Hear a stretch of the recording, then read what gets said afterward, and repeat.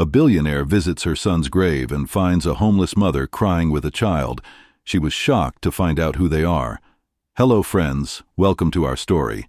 Before we start, please like this video and subscribe. Also, tell us in the comments where are you watching from? New York, London, maybe Canada or Jamaica? We want to know. Veronica Hayes was 60 years old, but grief had made her look 70. She was one of the richest women in the entire state. She owned shopping malls, apartment buildings, and fancy restaurants all across the city. People called her the Steel Queen because nothing and nobody could make her change her mind once she decided something. But all her money couldn't buy back what she had lost 3 years ago, her son, her only child, Johnson. Every single month on the 15th day, Veronica would drive her expensive black car to Greenwood Cemetery. She would walk past hundreds of graves until she reached the one with the tall marble stone that read, Johnson Hayes, beloved son, 1991 to 2022. Today was no different. It was a cold Thursday afternoon in November. Gray clouds covered the sky, and a soft wind made the tree leaves dance and fall. Veronica wore a long black coat and carried a bouquet of red roses, Johnson's favorite flowers. She walked slowly through the cemetery gates, her high heels clicking on the stone path. Everything was quiet, except for the birds singing in the distance. But when Veronica turned the corner near Johnson's grave, she suddenly stopped walking. Her eyes went wide, her mouth fell open. There, kneeling right in front of Johnson's marble stone, was a young woman wearing dirty clothes. The woman's arms were wrapped around a little girl, maybe 5 or 6 years old, who was crying into her shoulder. Both of them were sobbing like their hearts were broken into a million pieces. Veronica's hands tightened around her roses. A strange hot feeling rushed through her chest. Anger, confusion, and something else she couldn't name. Who are these people? Why are they at my son's grave? She marched forward, her footsteps loud and sharp. Excuse me. Veronica's voice cut through the quiet cemetery like a blade. This is a private grave. You need to leave now. The young woman's head snapped up. Her face was red and swollen from crying. Her black eyes were full of tears. But there was something else there, too. Something strong. Something that wouldn't break easily. I'm so sorry, the woman said, her voice shaking. She quickly stood up, pulling the little girl close to her side. I didn't know you were coming today. That doesn't matter, Veronica said coldly, stepping closer. I asked you a question. Who were you? And why are you crying at my son's grave? The woman wiped her face with her sleeve. My name is Clara Mitchell. This is my daughter, Mary. Veronica looked down at the child. The little girl had big black eyes, dark short hair, and dark skin. She was thin, too thin, and her clothes looked old and worn. The child stared back at Veronica with an expression that made Veronica's heart skip a beat.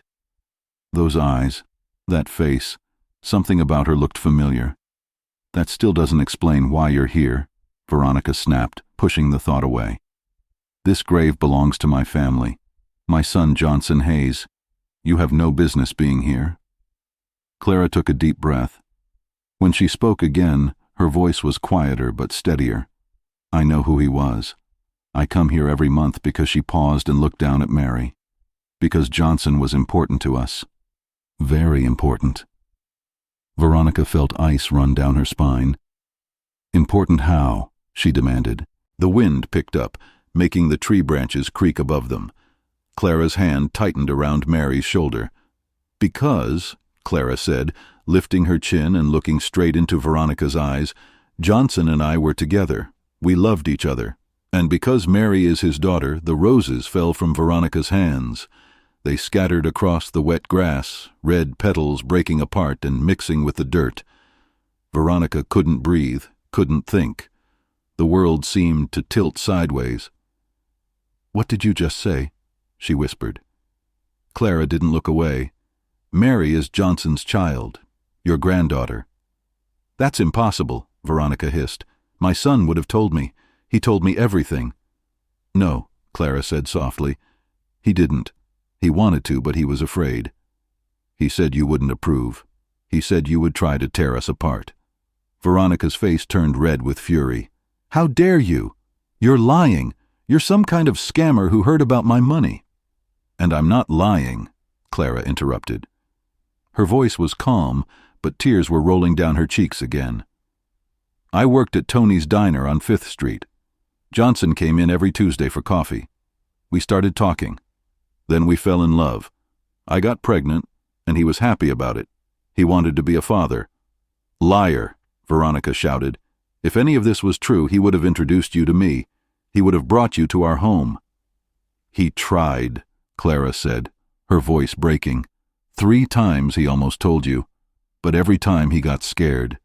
He said you had plans for him, plans to marry him to some rich woman from a good family.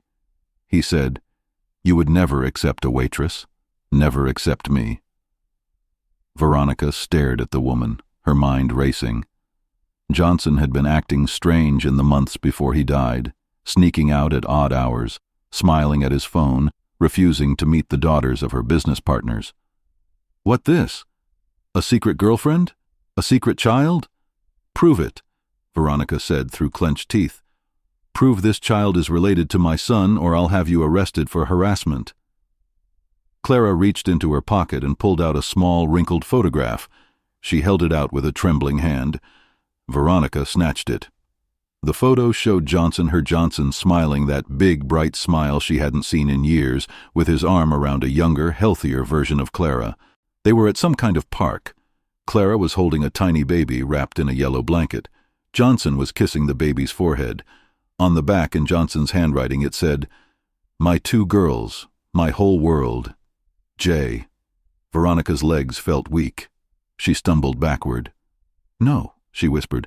"No, no, no." She looked at the little girl again. "Really? Look this time." Mary had Johnson's nose, Johnson's chin, Johnson's gentle smile, and those eyes, those brown eyes with tiny gold flecks. Johnson's eyes. Veronica's heart cracked open. 3 years. 3 years she had been alone, thinking her son's legacy had died with him. But here was his child, his daughter, her granddaughter, standing in front of her in torn sneakers and a jacket with holes in it, living with a homeless waitress. Something dark and cold twisted in Veronica's chest. "Where do you live?" Veronica asked suddenly. Clara hesitated. We move around shelters mostly. Sometimes friends let us stay for a few days." "Shelters?" Veronica repeated, her voice rising. "You're raising my son's child in shelters." "I'm doing the best I can," Clara said defensively. "I work 3 jobs, but rent is expensive and childcare is." "This is unacceptable," Veronica interrupted. Her mind was already working, calculating, planning. "That child is a Hayes. She has a right to stay with her mother," Clara said firmly, pulling Mary closer.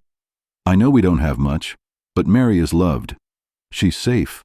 She's living on the street," Veronica shouted. "Eating from soup kitchens, wearing clothes that don't fit. Is that what you call safe?" Clara's face went pale, but her jaw was set. "We're managing." "You're failing," Veronica said coldly, "and I will not allow my granddaughter to suffer because of your poverty." "She's my daughter," Clara said, her voice shaking with emotion. "Johnson chose me. He loved me, and if he were here, he would want us to stay together." Veronica stepped forward until she was inches from Clara's face. "But he's not here," she said quietly, dangerously. "I am, and I have the power to give that child everything you never could. Education, stability, a real home, a real future." "She already has a future," Clara whispered with me. Veronica looked at the homeless woman, at her worn-out clothes and desperate eyes, and something cruel bloomed in her heart. "My son's blood will not be wasted on garbage like you."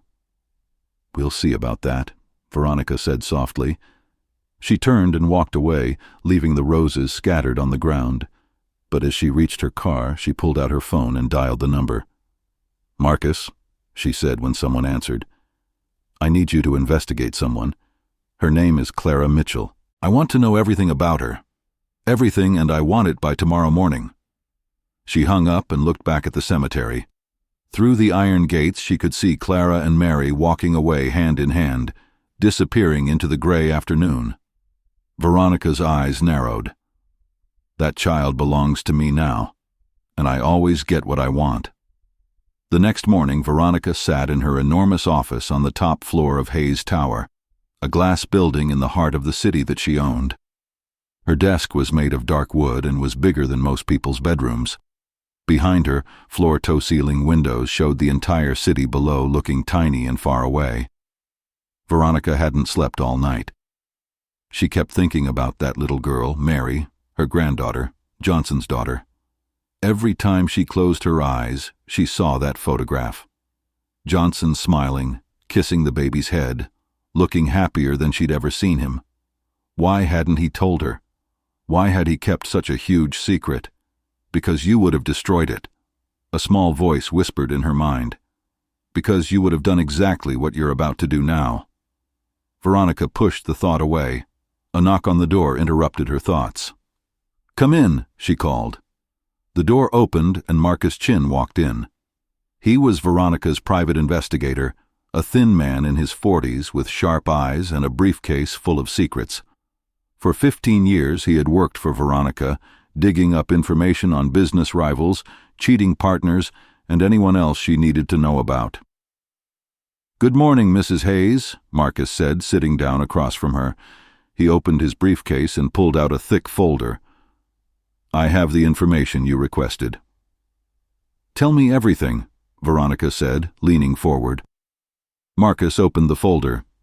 Clara Mitchell, age 32, born and raised here in the city.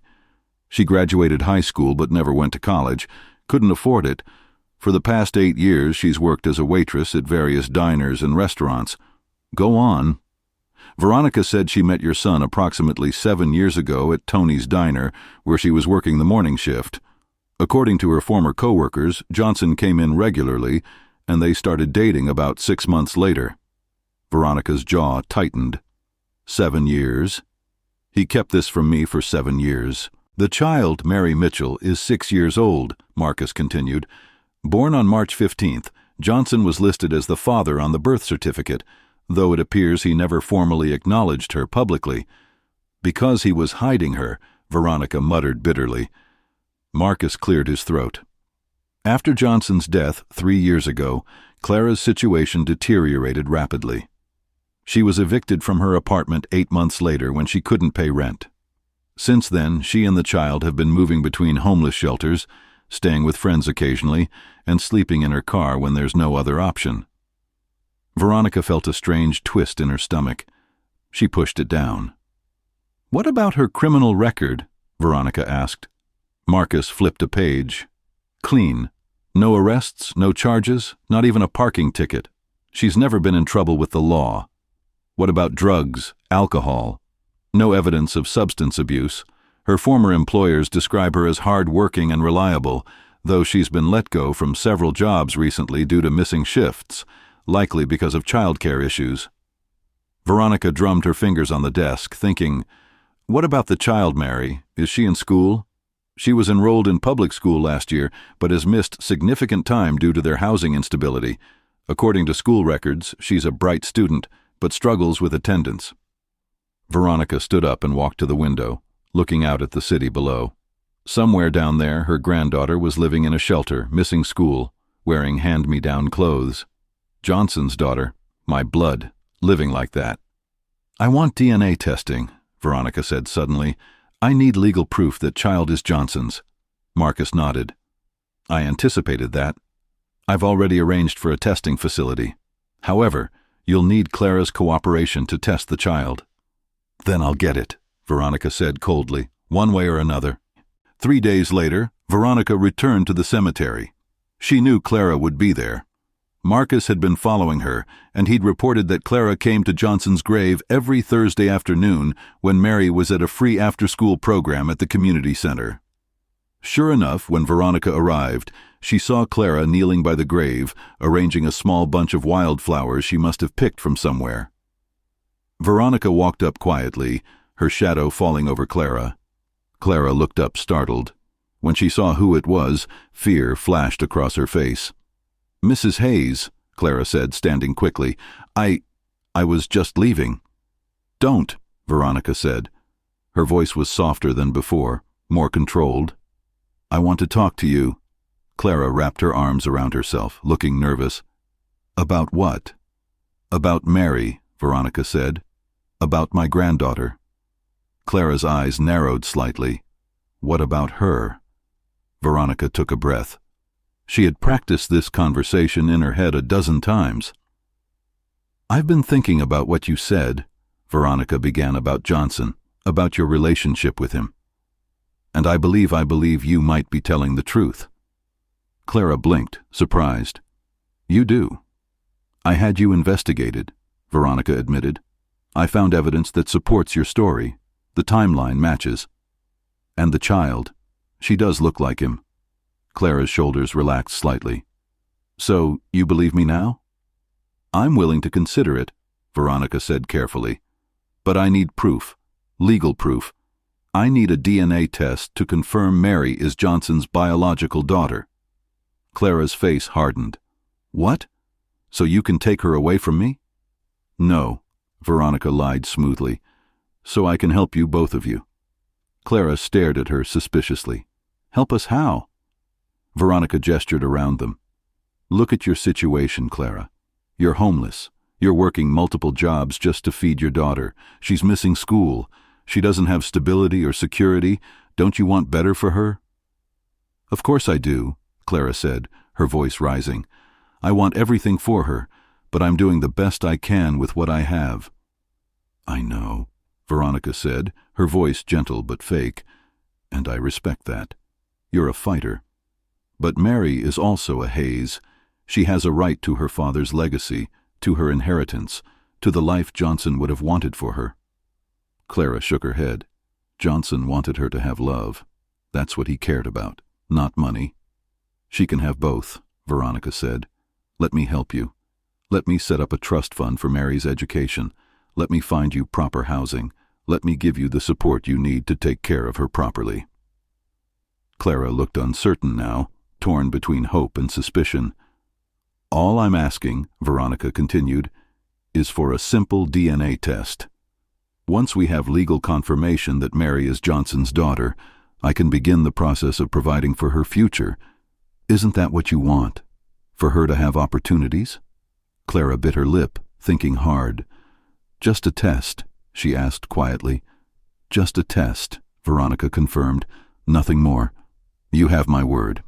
It was a lie. Of course, Veronica had no intention of just helping. She had plans, big plans, that Clara couldn't even imagine. But Clara, exhausted and desperate, and wanting so badly to believe that someone would finally help them, made a mistake. She said yes. 1 week later, the DNA results came back. Veronica sat in her office holding the official document from the testing laboratory. Her hands trembled slightly as she read the conclusion. Probability of paternity, 99.9%. Johnson Hayes is the biological father of Mary Mitchell. Veronica set the paper down and closed her eyes. Was real. The homeless woman's child was her granddaughter, Johnson's daughter, the last piece of her son that still existed in this world. For a moment, just a brief moment, Veronica felt something soft in her chest, something that might have been love or joy or hope. But then she thought about Clara. That woman, that poor uneducated waitress who had stolen Johnson's heart, who had pulled him away from his real life, his real future, his real family, who was now raising a Hayes child in poverty. The soft feeling hardened into something cold and sharp. My granddaughter will not grow up in shelters. She will not wear donated clothes. She will not eat from food banks. She will be raised properly with discipline, with education, with everything money can buy. But not by her. Veronica picked up her phone and called her lawyer. "Richard," she said when he answered, "I need you to prepare custody papers. I'm going to take custody of my granddaughter." There was a pause on the other end. "On what grounds, Mrs. Hayes?" Veronica smiled. but it wasn't a kind smile. On the grounds that the mother is unfit, homeless, unstable, unable to provide basic necessities that might be difficult to prove in court, Richard warned. Unless there's evidence of neglect or abuse. Then find evidence, Veronica said sharply. Or create it. I don't care how you do it. That child belongs with me, and I will not let some beggar woman stand in my way. Another pause. Mrs. Hayes, I have to advise you that what you're suggesting could be. I'm not asking for advice, Richard, Veronica interrupted. I'm giving you instructions. File the custody papers. We're going to war. She hung up the phone. Outside her window, the sun was setting, painting the sky in shades of orange and red. Veronica looked at the DNA report one more time. Had Mary's name printed in black ink. Johnson's daughter, my blood, my family, my and Veronica Hayes always got what she wanted, no matter what it cost, no matter who got hurt. 2 weeks passed. Claire noticed that things were getting strange. First, there was the social worker who showed up at the shelter where she and Mary were staying. The woman asked a lot of questions. Too many questions about where Mary slept, what she ate, how often she missed school, whether Clara ever left her alone. Clara answered honestly because she had nothing to hide. She loved her daughter. She took care of her the best she could. But the social worker wrote everything down in a little notebook, and her face stayed cold and blank the whole time. Then there was the manager at the diner where Clara worked. He called her into his office and said there had been complaints about her work. That customer said she was rude. That money had gone missing from the register during her shifts. Clara was shocked. She had never been rude to anyone, and she would never steal, not even a penny. But the manager didn't believe her. He said he had to let her go. Clara left the diner in tears, her last paycheck in her pocket, money that would only last them a few more days. Something was wrong. Very wrong. She felt like someone was watching her, following her, trying to destroy her life piece by piece. And then, one rainy Tuesday afternoon, she found out who. Clara was walking Mary home from school, or rather back to the shelter, when a police car pulled up beside them. 2 officers got out. Mary grabbed her mother's hand, frightened. "Clara Mitchell," one of the officers asked. Clara's heart started pounding. "Yes, what's wrong?" "You need to come with us, ma'am," the officer said. "You're under arrest." The world stopped spinning. "What?" Clara gasped. "Arrested for what?"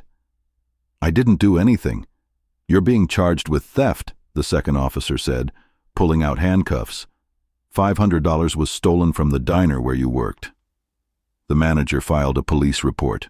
"No," Clara cried. "That's not true. I never stole anything. This is a mistake." But the officers weren't listening. They turned her around and put the cold metal handcuffs on her wrists. Mary started screaming.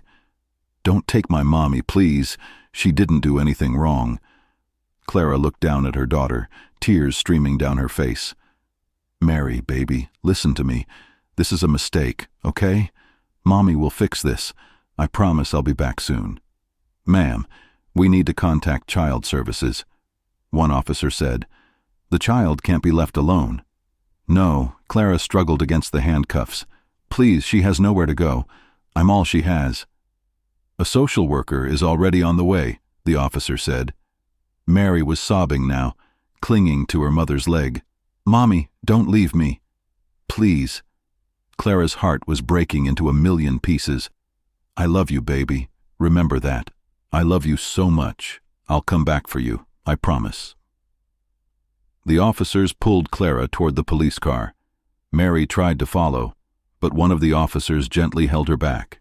As they drove away, Clara looked through the back window and saw her daughter standing on the sidewalk in the rain, crying and reaching out for her. It was the last time Clara would see Mary for 20 years. The trial happened fast, too fast. Clara barely understood what was happening. She was given a public defender, a tired young lawyer who seemed overwhelmed and distracted. He told her the evidence against her was strong. The diner manager testified that Clara had been working alone when the money disappeared.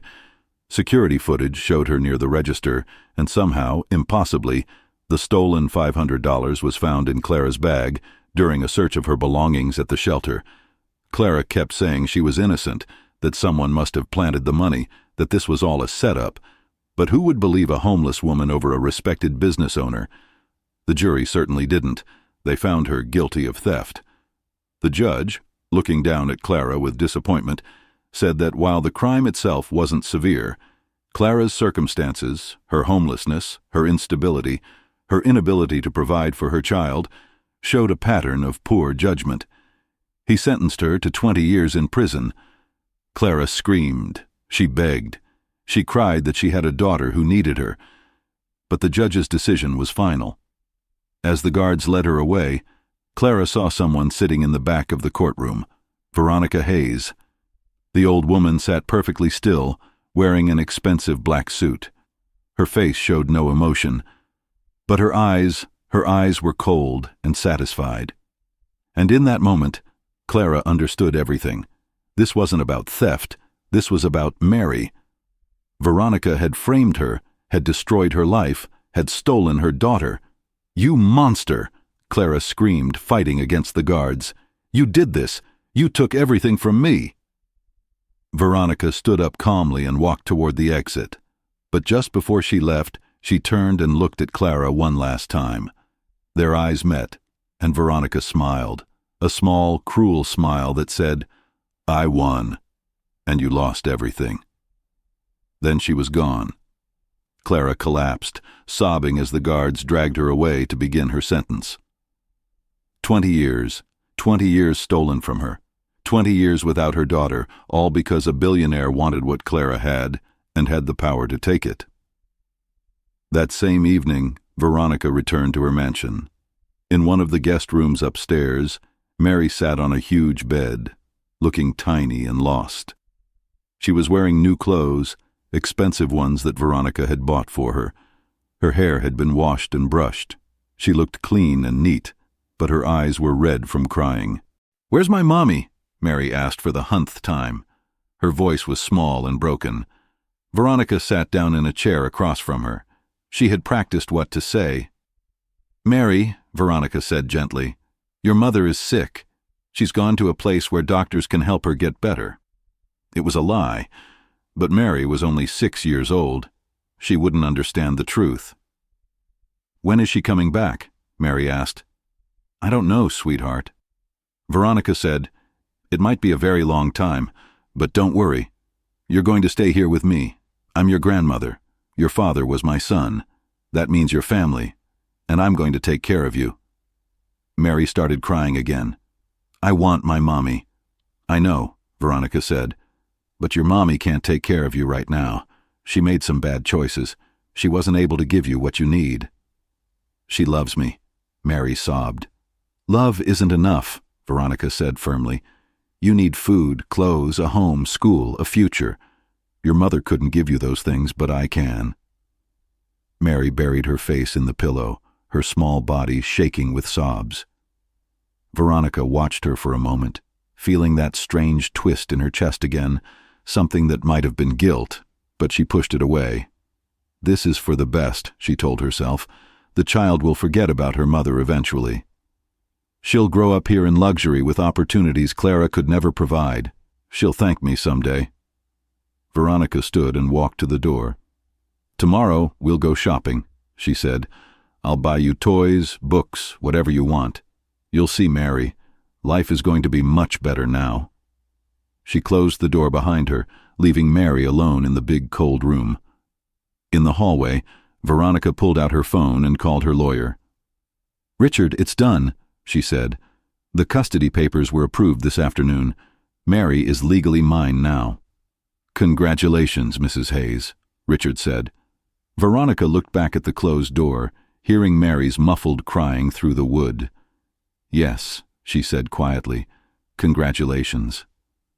But as she walked down the long hallway toward her own bedroom, Veronica didn't feel victorious.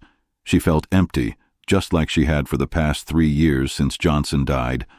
Only now, instead of one ghost haunting her, she had 2, her dead son and the woman whose life she had destroyed.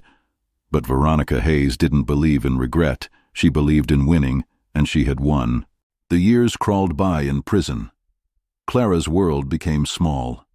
A narrow bed, gray walls, and a tiny window high up near the ceiling. Every morning started the same way. Wake up, work in the laundry room, eat bland food, go back to her cell, sleep. But every single day Clara thought about Mary. Is she scared? Does she cry for me at night? Does she know I didn't leave her? Clara tried to stay strong. She folded clothes and sheets for hours, her hands working automatically while her mind wandered far away. Back to her daughter's smile, her little voice, the way she used to curl up in Clara's arms at night. In the evenings, Clara would sit on her bed and talk to Mary as if she were there. "I'm still here, baby," she would whisper. "Mommy didn't forget you. I'll never forget you." 20 years felt like forever. But Clara held on to hope like it was the only thing keeping her alive. She wrote letters. So many letters. She wrote about how much she loved Mary, how she was innocent, how she would come back someday. She begged whoever read the letters to please let Mary know her mother was thinking of her. The letters were addressed to Veronica's mansion, but they never reached Mary. Veronica burned every single one. At the mansion, Mary was changing. The first year was the hardest. Mary cried every night asking for her mommy. She refused to eat. She had nightmares. She would wake up screaming, thinking she was back in the shelter. But Veronica didn't give up. She sat with Mary during the nightmares. She made sure Mary had warm meals. She enrolled her in a private school with the best teachers. She bought her books and toys and pretty dresses. And most importantly, Veronica was always there. Not warm, not affectionate, but present, steady. Over time, something shifted. Mary stopped asking about her mother. The nightmares became less frequent. She started doing well in school. She learned piano. She made a few carefully chosen friends from other wealthy families. By the time Mary turned 12, the little girl who had cried for her mommy was gone. In her place was someone new, someone polite, well-spoken, and controlled. Someone who looked like she belonged in the mansion. Veronica watched it happen with satisfaction. See, I was right. The child needed structure, discipline, a proper life. But there was something Veronica didn't see. Mary never smiled anymore. Not really. She was successful, yes. Obedient, yes. But there was a coldness in her now, a wall she had built around her heart to survive the pain of losing her mother. Mary learned not to love too deeply, not to trust too easily, not to need anyone. She became exactly like Veronica. The years rolled on. Mary graduated top of her class in high school.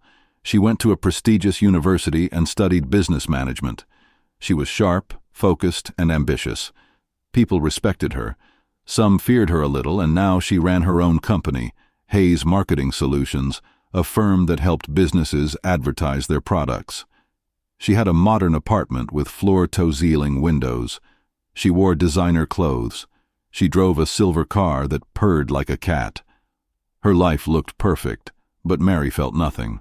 She went through the motions, work, meetings, dinners with colleagues, visits to Veronica on weekends, but inside there was just emptiness.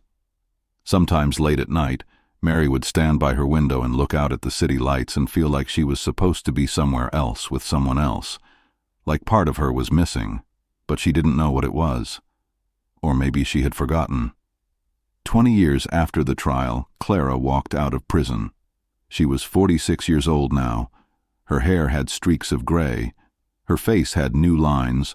Her body was thinner, harder, but her eyes still burned with the same fierce love they always had. The prison gave her $40 and a bus ticket. Clara stood outside the gates, breathing free air for the first time in 2 decades, and whispered one word: Mary. She had no idea where her daughter was. No idea if Mary even remembered her. But Clara knew one thing. She was going to find her. She took the bus into the city and started looking for work. Any work. No one wanted to hire an ex-convict. Door after door closed in her face. Finally, a cleaning company agreed to give her a chance. The pay was terrible, just enough to rent a tiny room in a rundown building. But Clara didn't care. She was free, and she was going to rebuild her life one step at a time. The cleaning company sent Clara to different office buildings around the city. She mopped floors, emptied trash cans, and scrubbed toilets. It was hard work. Her knees ached, her back hurt. But Clara didn't complain. She was just grateful to be alive, to be out, to have a chance. One morning, Clara was assigned to a tall glass building downtown, a corporate headquarters for a big company. She arrived early, put on her uniform, and started her rounds. The lobby was huge and shiny with marble floors and expensive art on the walls. Business people in suits walked past her without even glancing her way. Clara didn't mind. She was used to being invisible. She pushed her cleaning cart toward the elevators and began wiping down the mirrors. A few minutes later, a young woman walked into the lobby.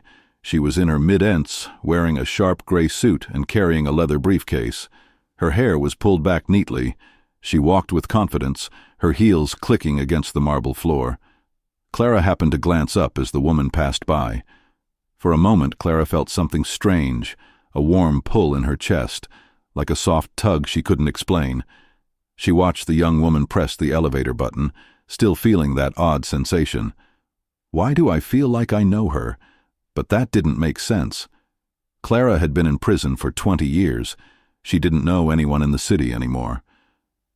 The young woman turned slightly, waiting for the elevator, and caught Clara looking at her. Their eyes met, and something happened. The young woman's expression changed just for a second. Her confident look softened. She tilted her head slightly like she was trying to remember something. Clara felt her heartbeat faster. That strange warmth in her chest grew stronger. The young woman smiled, a small, uncertain smile, and said, "Good morning." "Good morning," Clara whispered back. The elevator doors opened.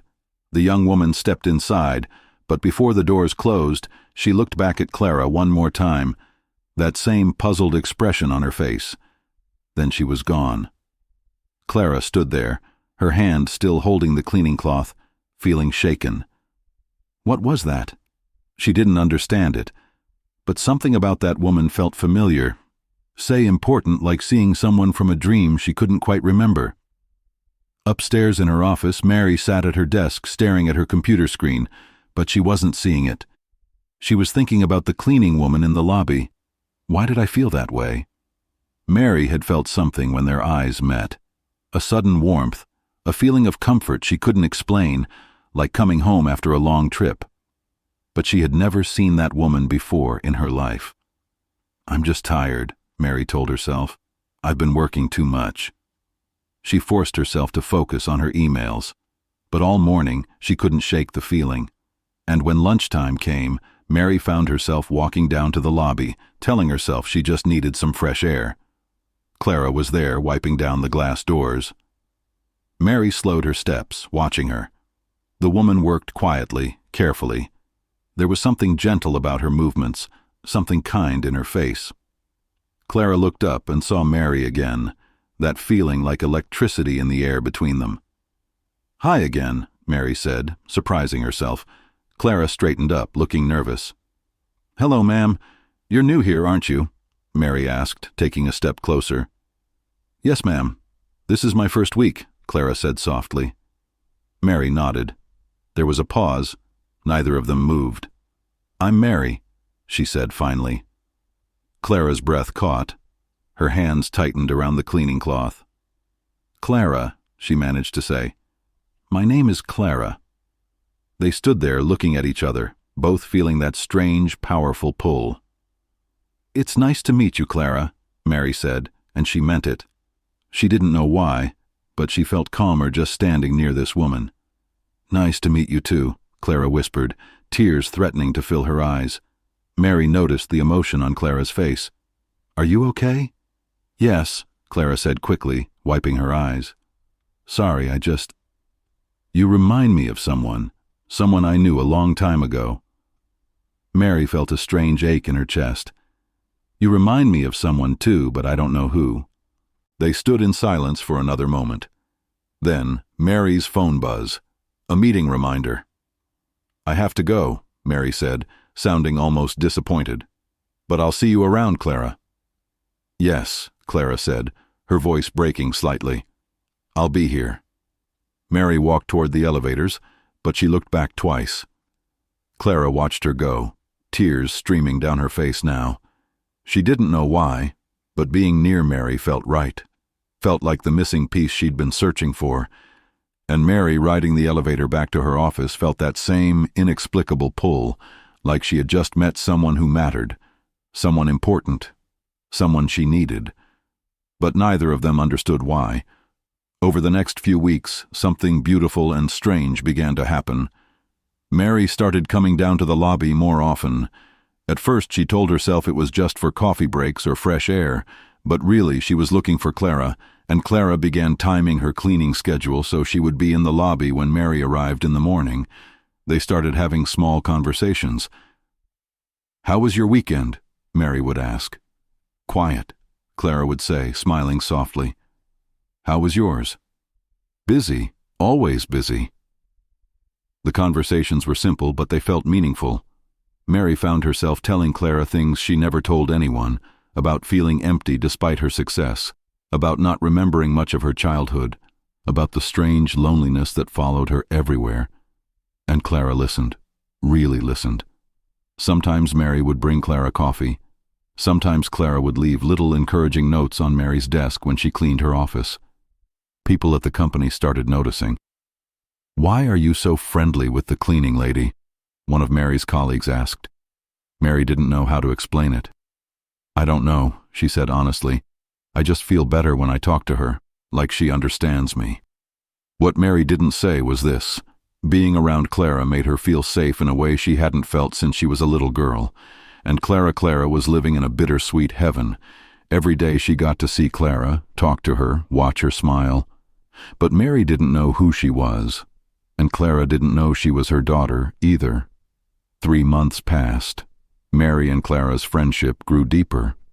Clara learned that Mary loved lemon tea but hated coffee with too much sugar, that she worked late most nights, that she visited her grandmother every other weekend but never seemed happy about it.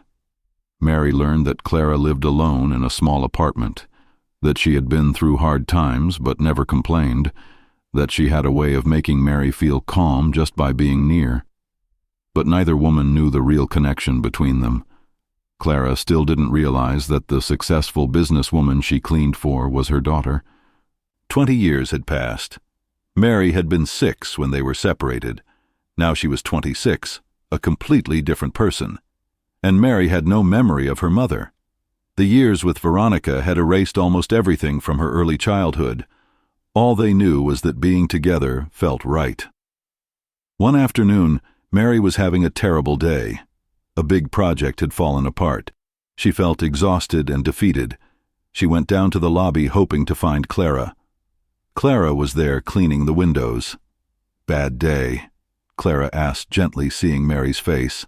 Mary nodded, feeling tears threaten to spill. "Everything went wrong. I don't know why I even try anymore." Clara sat down her cleaning supplies and sat on one of the lobby benches. She patted the spot next to her. Mary sat down and, without thinking, leaned her head against Clara's shoulder. Clara froze for a moment, then slowly put her arm around Mary. They sat like that for a long time, not speaking. Mary felt something break open inside her, a dam of loneliness she had been holding back for years. "I feel so alone," Mary whispered. "I have everything I'm supposed to want, but I feel empty all the time, like something's missing, like I lost something important a long time ago, but I can't remember what it was." Clara's eyes filled with tears. She held Mary tighter. "You're not alone," Clara said softly. "Not anymore." Mary closed her eyes. "Why do I feel so safe with you? I barely know you, but when I'm with you, I feel I don't know, like I'm home." Clara's heart was breaking and healing at the same time. "Maybe some people are just meant to find each other," Clara said quietly. They sat together until Mary felt strong enough to go back upstairs. One evening, Mary was working late in her office. Most people had gone home. The building was quiet. Clara came in to empty the trash and clean. "You're still here?" Clara asked, surprised. Mary looked up from her computer, rubbing her tired eyes. "Big presentation tomorrow? I have to finish this." Clara noticed. Mary hadn't eaten. There was no food on her desk, just empty coffee cups. "Have you had dinner?" Clara asked. Mary shook her head. "I'll eat when I get home." Clara frowned. "Wait here." She left and came back 15 minutes later with a sandwich and a bottle of water from the cafeteria downstairs. "Eat," Clara said, putting the food on Mary's desk. "You can't work if you don't take care of yourself." Mary looked at the sandwich, then at Clara, and suddenly felt emotion rise in her throat. No one ever took care of her like this. Veronica had given her money, education, opportunities, but never this kind of simple, warm care. "Thank you," Mary said, her voice shaking slightly. Clara smiled. "You remind me of someone I knew. Someone who used to forget to eat when she was worried too." "Who?" Mary asked. Clara's smile turned sad. "Someone I loved very much. Someone I lost." Mary wanted to ask more, but something in Clara's expression stopped her. Instead, she took a bite of the sandwich. Clara stayed and talked with her while she ate, asking about the presentation, encouraging her, and making her laugh with a silly story about a bird that had flown into the lobby that morning. By the time Clara left, Mary felt stronger and more confused than ever about why this woman meant so much to her. One Thursday evening, Veronica decided to visit Mary's office. She wanted to check on a business deal Mary was working on. She didn't call ahead. She never did. She believed she had the right to show up whenever she wanted. Veronica took the elevator to the 15th floor. She walked down the hallway toward Mary's office, and then she stopped through the glass wall of Mary's office. She could see Mary sitting at her desk laughing and talking with someone. A cleaning woman with gray hair and tired eyes. A cleaning woman Veronica recognized instantly even after 20 years. Claire. Veronica's blood turned to ice. This is impossible. She was supposed to stay in prison. She was supposed to disappear. But there she was, alive, free, and sitting with Mary, talking to Mary. Veronica's hands clenched into fists. She turned and walked quickly back to the elevator, her mind racing. How long has this been going on? Does Mary know who she is? Has Clara told her the truth? Veronica pulled out her phone and called Mary. Inside the office, Mary's phone rang. "Sorry," Mary said to Clara. "I should take this," she answered. "Hello, grandmother." "Mary," Veronica said, her voice tight and controlled. "I need you to do something for me." "What is it?" "There's a cleaning woman working in your building.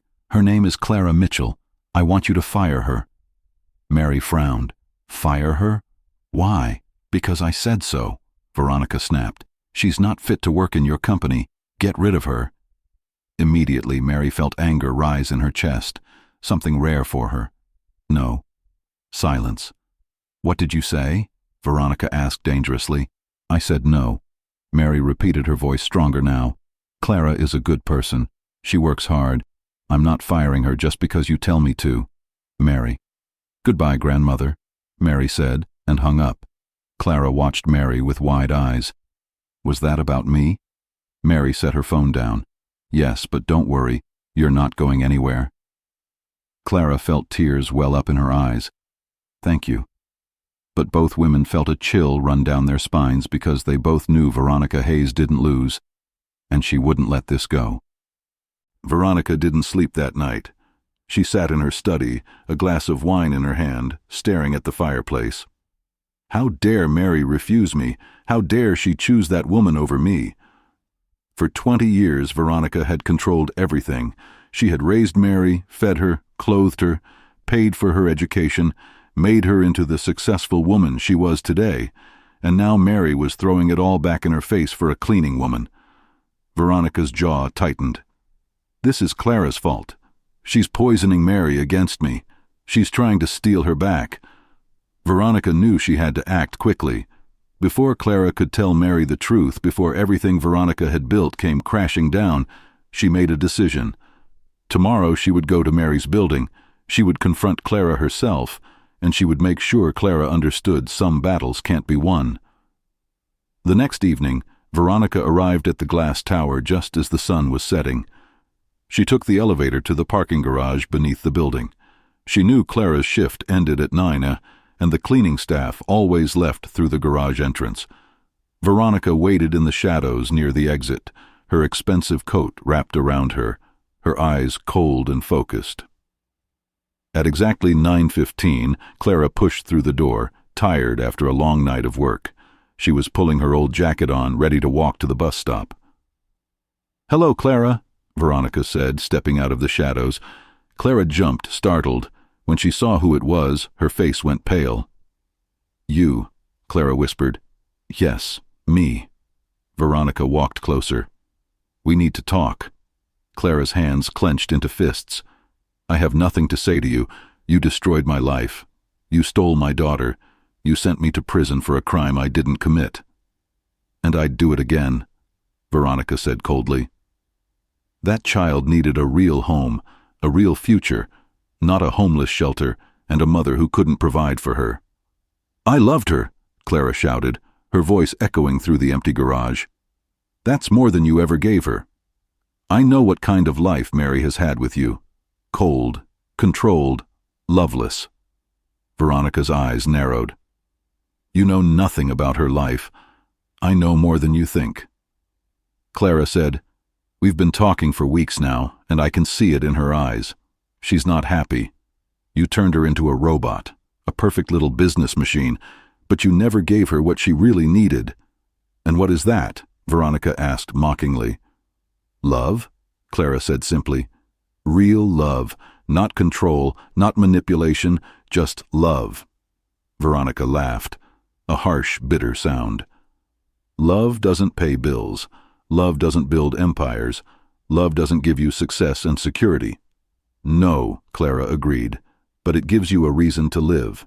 Something you clearly don't understand." Veronica stepped closer until she was inches from Clara's face. "Listen to me very carefully," she said, her voice low and dangerous. "You will stay away from Mary. You will quit your job. You will leave this city. And if you ever try to contact her again, I will destroy you again. Only this time, it won't be 20 years in prison. It will be something much worse."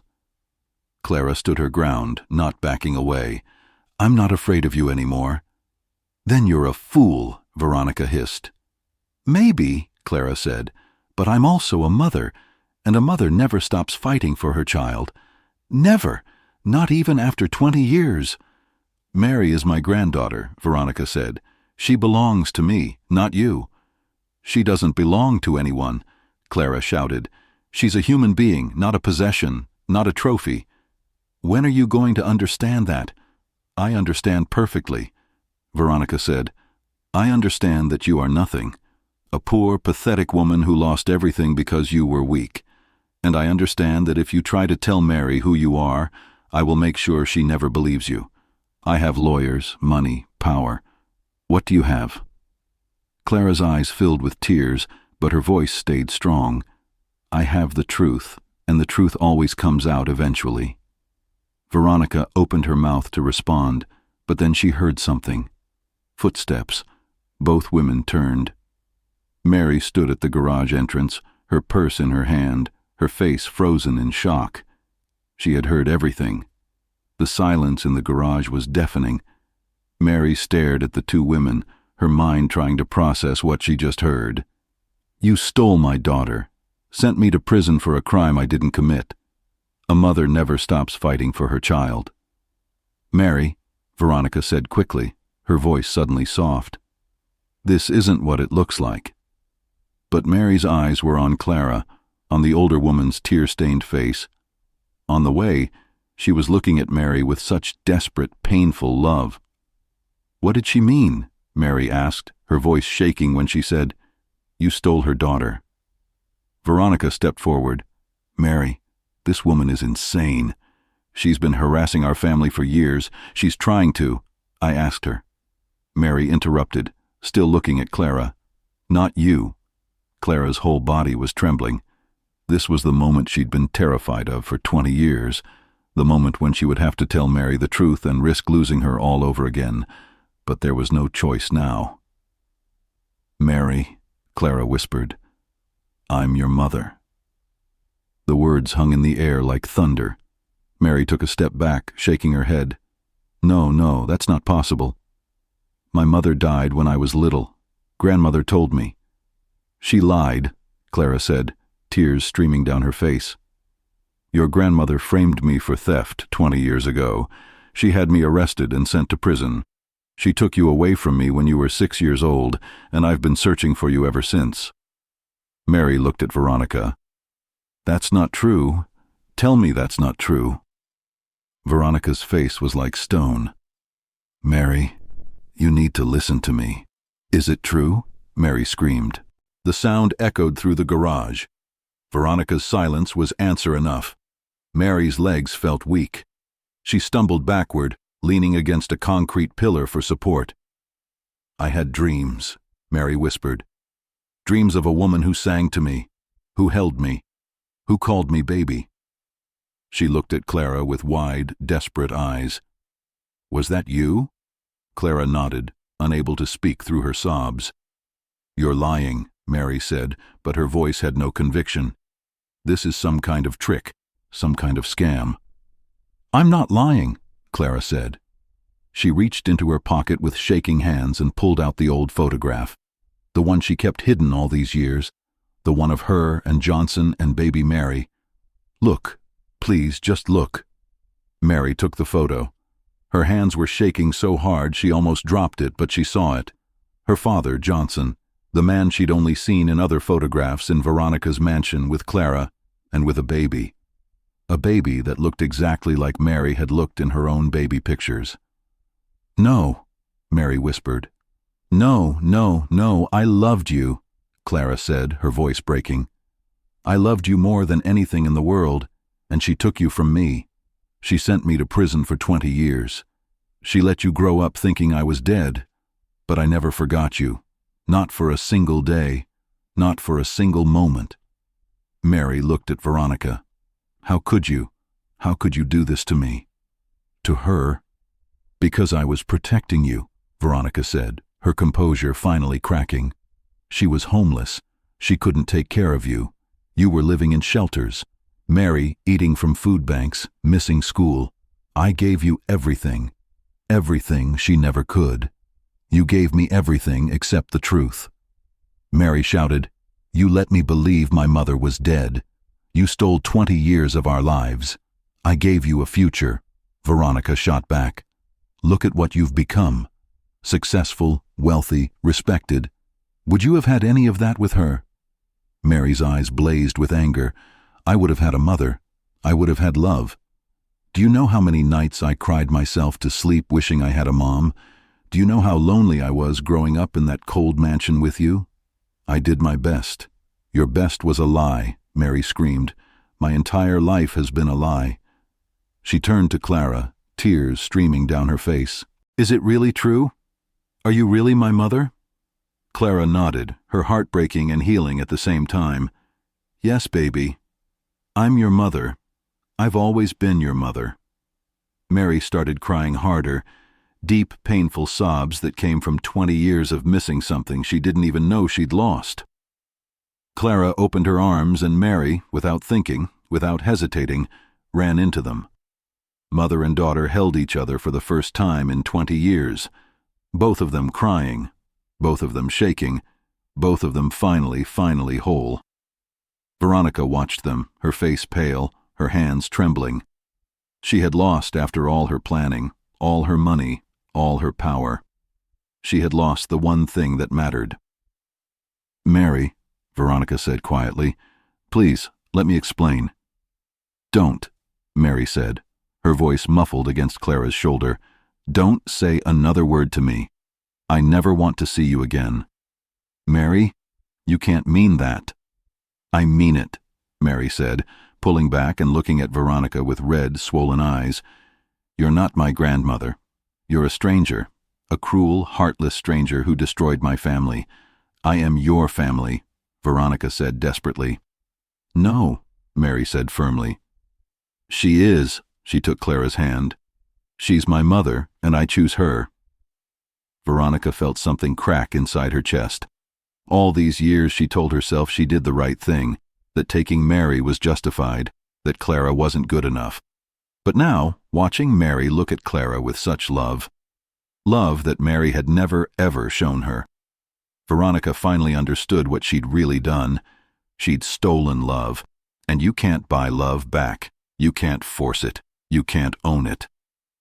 Please, Veronica whispered, and for the first time in decades, there were tears in her eyes. Please don't leave me alone. But Mary was already walking away, her arm around Clara, supporting the mother she'd finally found again. They walked to the garage exit together and disappeared into the night. Veronica stood alone in the empty parking garage, surrounded by expensive cars and concrete and shadows. She had everything money could buy, and she had nothing at all. The next few weeks were not easy. Mary took time off from work. She needed space to think, to process, to understand what her life had really been. She moved out of Veronica's mansion that very night, taking only her clothes and a few personal belongings. She rented a small apartment across town. Nothing fancy, but it was hers. Clara moved in with her. At first it felt strange. They were mother and daughter, but also strangers. 20 years was a long time. They had to learn each other all over again. Mary had so many questions.